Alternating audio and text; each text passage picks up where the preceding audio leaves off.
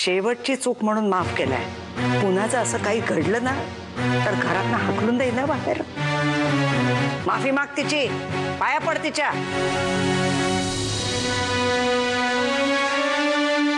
माझी चूक झाली, मला माफ करा. म्हणजे मी आता आत्याबाईंच्या खोलीमध्ये गेले होते तर रेणू आत्या मला रागवल्या आणि त्यामुळे आत्याबाई सुद्धा चिडल्या. आत्याच्या आजारपणामुळे आत्या तुझ्याशी असं वागते हे मी समजू शकतो, पण आमची रेणू आत्या तशी नाहीये. खरंच सांगतो, तिच्या इतकं माया लावणारं आपल्या घरात दुसरं कोणी नाहीये. ताईचा अल्झायमर एवढा वाढलाय ना, तिची अवस्था मला नाही बघवत. आता मीच ह्यात पर्सनली लक्ष घालायचं ठरवलंय. हा काय करणार आत्या? अहो आपल्याला ठीक वाटेल, पण घरातल्या इतरांनाही काळजी वाटली पाहिजे ना. मी स्वतः अल्झायमर विषयीची सगळी माहिती काढली होती, म्हणून मी घरात सगळ्यांना सांगण्याचा प्रयत्न केला. भाऊजींनाही सांगितलं, पण त्यांना पटेच ना. मी त्यांना सांगितलं की अल्झायमर हा खूप गंभीर आजार असतो. हा आजार ज्या माणसाला होतो त्याला खूप त्रास होतो आणि आत्याबाईंना हा त्रास व्हायच्या आधी आपण त्याच्यावर काहीतरी उपाय केला पाहिजे. पण नाही, त्यांना माझं म्हणणं पटेच ना.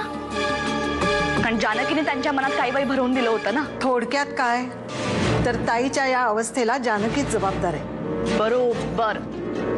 जानकीमुळेच आत्याबाईंचा अल्झायमर वाढला आणि देवाने बरोबर जानकीला शिक्षा दिली. आत्याबाई या आजारात बरोबर जानकीलाच विसरल्या. हे आणलं होतं. काय रे बाबा? प्रसाद आहे. प्रसाद? हा. कसला रे प्रसाद? देवळात गेलतो. सकाळी सकाळी देवळात गेल्या बरोबर माझा दिवस सुरू होत नाही. मला सुद्धा खूप देवळात जावं असं वाटतं. पूर्वी रोज जायची मी, पण आता गुडघे दुखतात रे, नाही जावत. आणि घरात तरी वेळ कुणाला आहे माझ्या बरोबर देवळात यायला? तुम्ही सांगा ना, तुम्हाला जायचं असेल तेव्हा मी घेऊन जाईन तुम्हाला देवळात. बोलण्याच्या नादात एक गोष्ट विसरतच बघा. काय रे? हे बघा तुमच्यासाठी काय आणलंय बघा तर खरं. ज्ञानेश्वरी.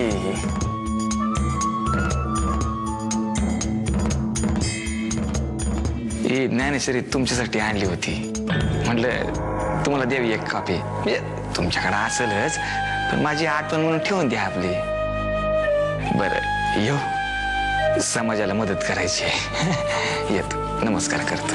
अरे राहू दे. येतो. बऱ्याच जणांचं भलं करायचं. तुला एक विचारायचं होतं, परशूची बायको कशी आहे ग? काय ग नाव तिचं? सुगंधा.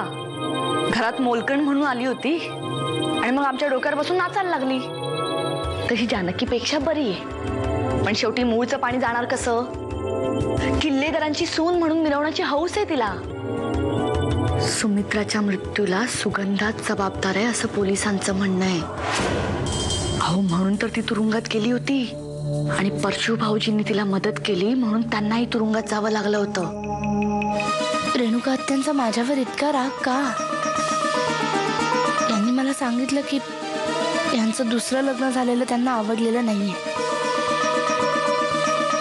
पण हे सुद्धा म्हणाले की त्या मनाने चांगल्या आहेत, प्रेमळ आहेत. लवकरच त्यांच्या मनातला माझ्याबद्दलचा राग जाईल.